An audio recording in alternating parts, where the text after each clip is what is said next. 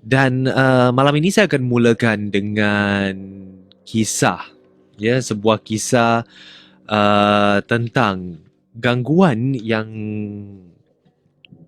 berlaku pada seorang pendengar kita yang datangnya daripada Malaysia, dari Kuala Lumpur khususnya. Dan katanya di sini kisah ni yang nak ceritakan berlaku pada mak beliau sewaktu maknya ni mengandungkan adik beliau yang ketiga. Dan katanya di sini biasalah orang tua-tua kata selalunya anak yang pertama biasanya akan diganggu sebab darah manis. Tapi ibu saya ni diganggu ketika mengandung adik saya yang ketiga. Ceritanya macam ni. Mak dan ayah saya ni tinggal di Ampang, di Selangor. Dan pada ketika itu, saya ni tinggal dengan datuk saya di rumahnya. Dan ayah saya ni sentiasa outstation di luar negara selama beberapa minggu. Dan bila perkara ni terjadi ni, ayah saya ni outstation selama seminggu. Nak dijadikan cerita, pada malam kejadian mak saya bersama adik saya yang kedua berada di rumah ni,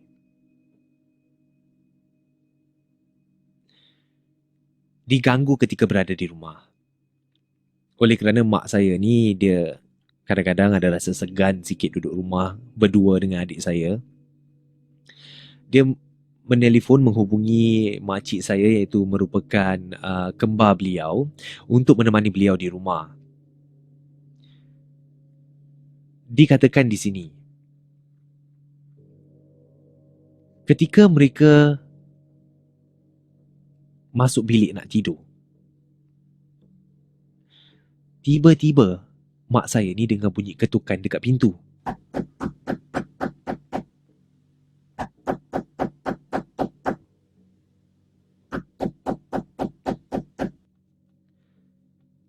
Assalamualaikum.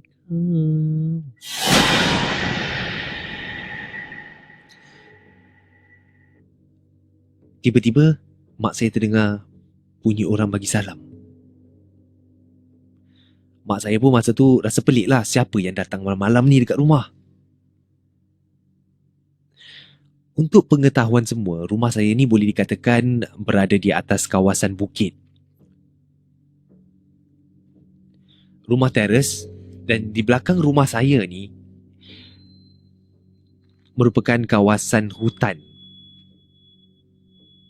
Jadi malam tu selepas mak saya dengar bunyi ketukan dan bunyi orang bagi salam, dia kejutkan makcik saya dan dia beritahu apa yang berlaku. Sedang dia bercakap dengan makcik saya ni, tiba-tiba bunyi lagi ketukan di pintu.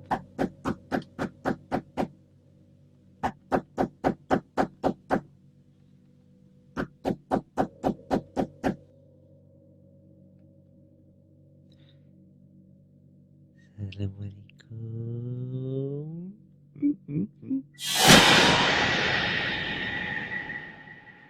Kali ini makcik saya pun dengar.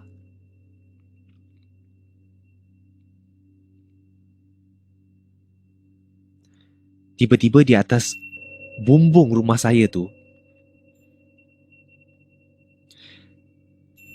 berbunyi.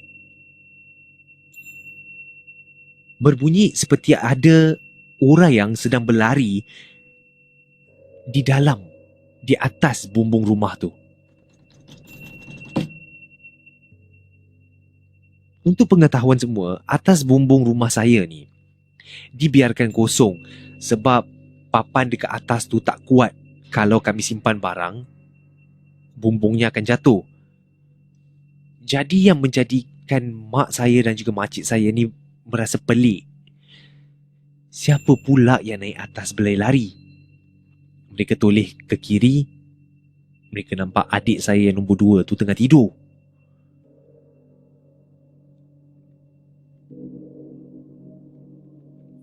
Malam tu juga mak saya ajak makcik saya dan membawa adik saya untuk balik ke rumah atuk kami di Selangor, rumah saya tinggal, untuk bermalam di situ.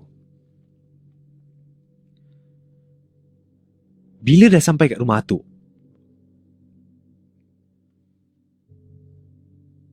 mak saya diganggu sekali lagi. Tiba-tiba mak terdengar macam ada bunyi orang baling sesuatu dekat tingkap.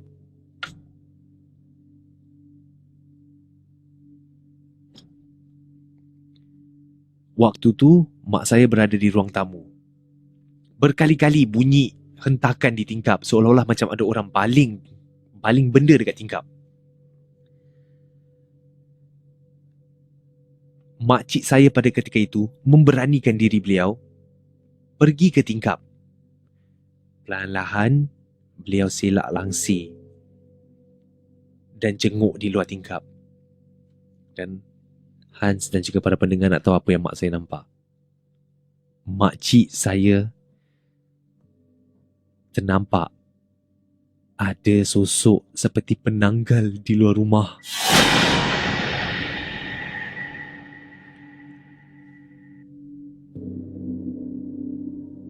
Diceritakan oleh makcik saya, seolah-olah penanggal tu menghempas kepalanya di tingkap beberapa kali. Makcik saya pada ketika itu dah merasa lemah dan nak rebah ni, nak pingsan sebab depan mata ni nampak penanggal. Cuba untuk baca segala doa yang dia tahu. Dan pada keesokan hari, atuk saya ni membawa mereka untuk pergi berubat. Dan diberitahu oleh tukang ubat tu,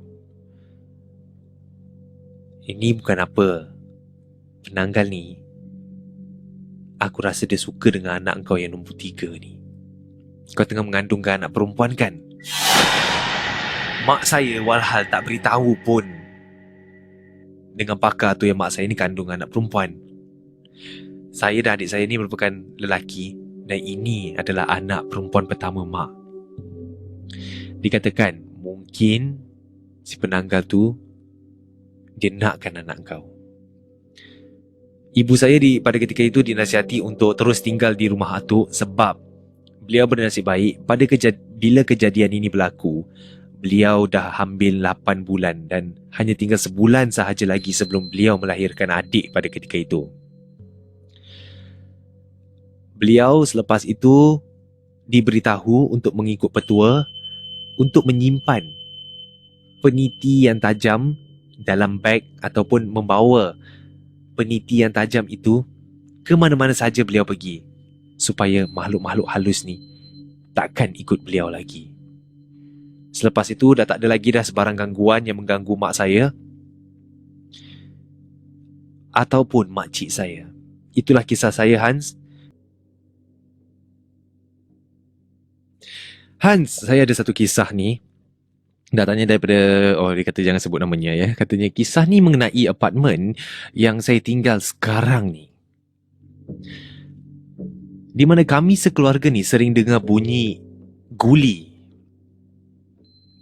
Bunyi guli ni jatuh ya di atas lantai jubin ya. Oleh kerana saya dan keluarga ni tinggal di tingkat yang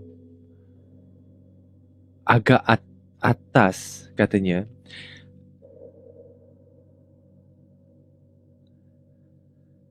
Atas kami ni ada rumah orang lain juga.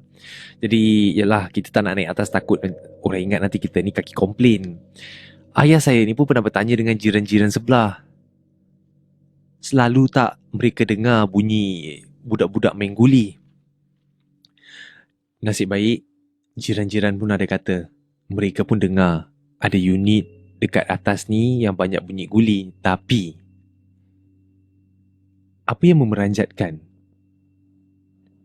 unit di atas kami ni merupakan rumah kosong.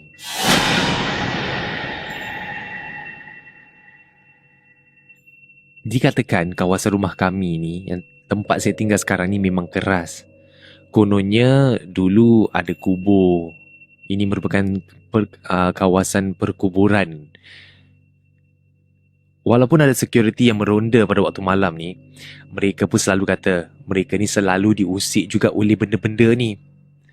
Kadang-kadang dia suka main dengan suis lampu. Kadang-kadang, pintu rumah kosong tu diketuk.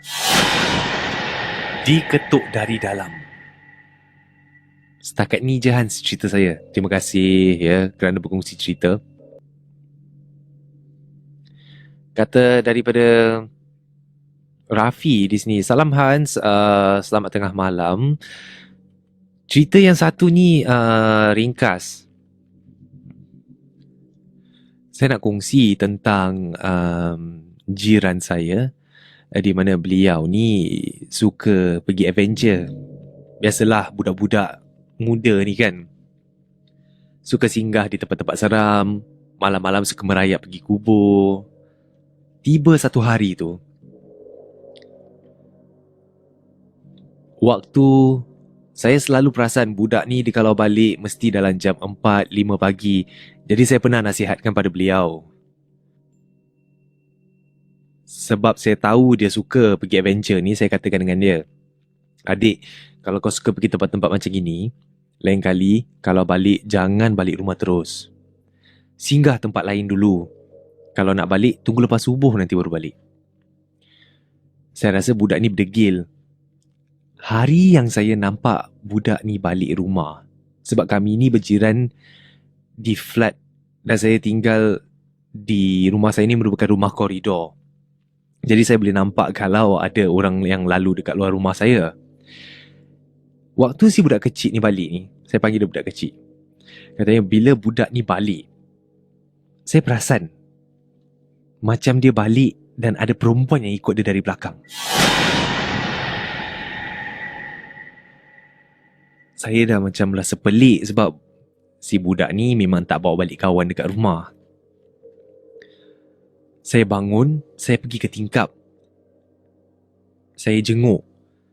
Memang Hans, saya nampak memang ada perempuan yang berambut panjang jalan belakang anak jiran saya ni. Jalan dengan kedua-dua tangannya rapat dengan badan. Jalan betul-betul di belakang budak ni. Saya takutkan budak ni masuk ke rumahnya sebab ibu dia tu baru melahirkan. Jadi saya cepat-cepat ke ruang tamu, buka pintu nak panggil dia. Saya buka pintu, saya nampak budak tu. Tapi kali ni budak perempuan tadi tu dah tak ada. Saya panggil dia, adik, jangan buka pintu.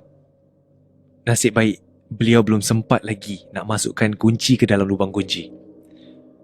Kenapa bang? Jangan masuk rumah. Sini.